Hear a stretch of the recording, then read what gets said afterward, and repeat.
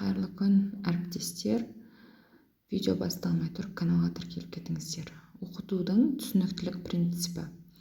Өтілетін материалдың мазмұны оқушылардың мүмкіндігіне сәйкес келуін талап етеді. Тәрбиеленушінің қоғамдық мораль талаптарына сай, санасына, сезіміне, әдет қылығына, мақсат бағытына жүйелі түрде ықпал ету адамгершілік тәрбиесі. Белгілі бір қасиеттерді қалыптастыру мақсатымен тәрбиеленушінің сезіміне, мінез құлқына ықпал ету амалдары тәрбие әдісі. Оқушылардың анағұрлым толық жауап беруге, өз ойларын анық білдіруге, идеяларын дамытуға көмектесетін, тапсырманы орындау барысында оқушыға бағдар беріп отыратын сұрақ қою тәсілі сынақтан өткізу.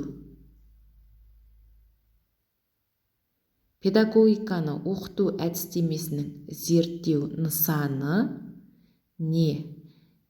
Ол педагогикалық үдеріс.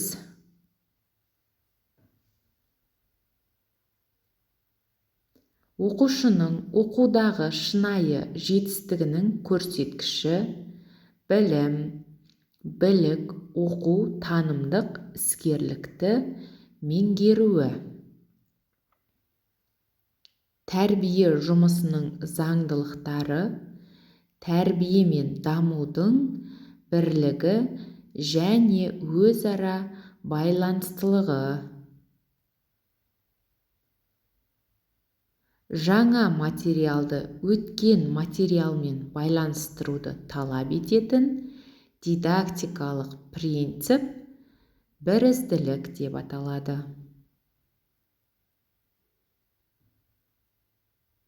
Оқушының оқудағы шынайы жетістігінің көрсеткіші оқу танымдық іс-әрекетті меңгеруі. Оқу үдерісінің тиімділігін айқындаушы негізгі факторлардың бірі оқу нәтижелілігін бағалау мүмкіндігін білу. Келесі.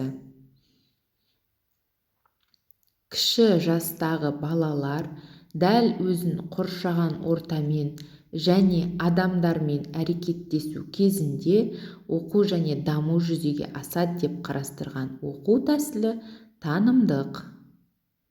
Жинақтау, бағалау деңгейіндегі тапсырмаларға бағытталған сұрақ жоғары дәрежелі.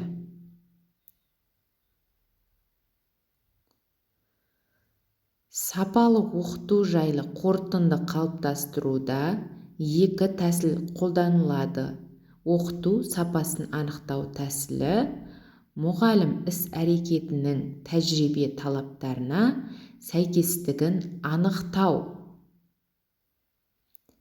Адамгершілік, ақыл-ой, дене тәрбиесі және еңбекке баулу бұл тәрбиенің бағыттары.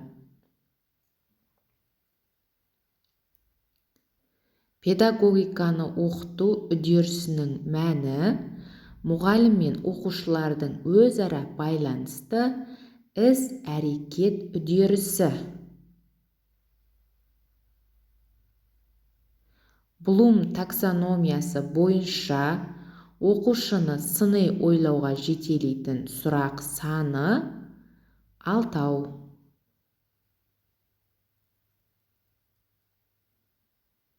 Педагогикалық процесті басқаруда мұғалім үстемдік ететін қарым-қатынас стилі авторитарлы.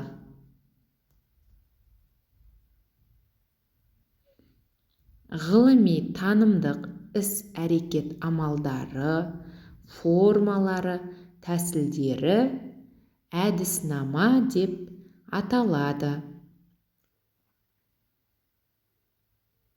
Оқыту мен тәрбие жұмыстарын белгілі мақсатпен ұйымдастыру, мұғалім мен оқушылардың іс-әрекеттерінің үнемі жоспарлы түрде өтуіне әсер ететін жүйелілік пен бірізділік принципі.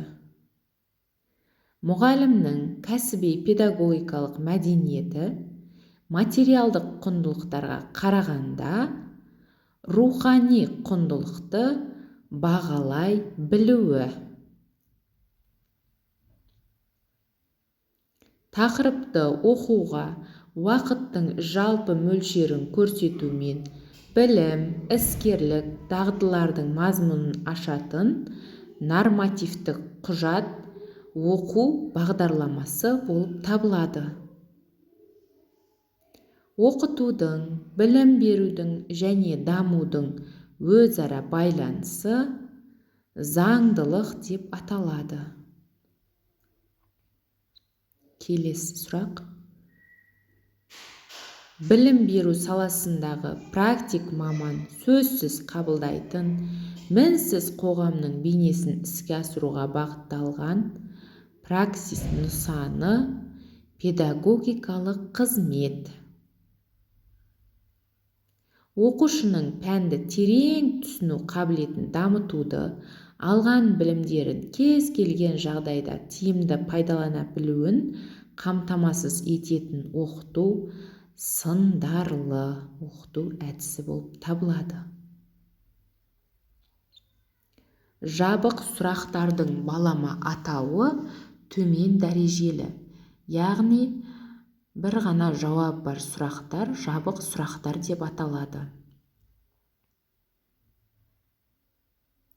Барлық оқушылардың оқу ептілігі және білім дағдыларын дамытуға мұғалімнің қолайлы жағдай қалыптастыруы, оқу ортасын құру. Назарларыңызға рахмет. Каналға тіркеліп қолдау білдіруді ұмытпаңыздар.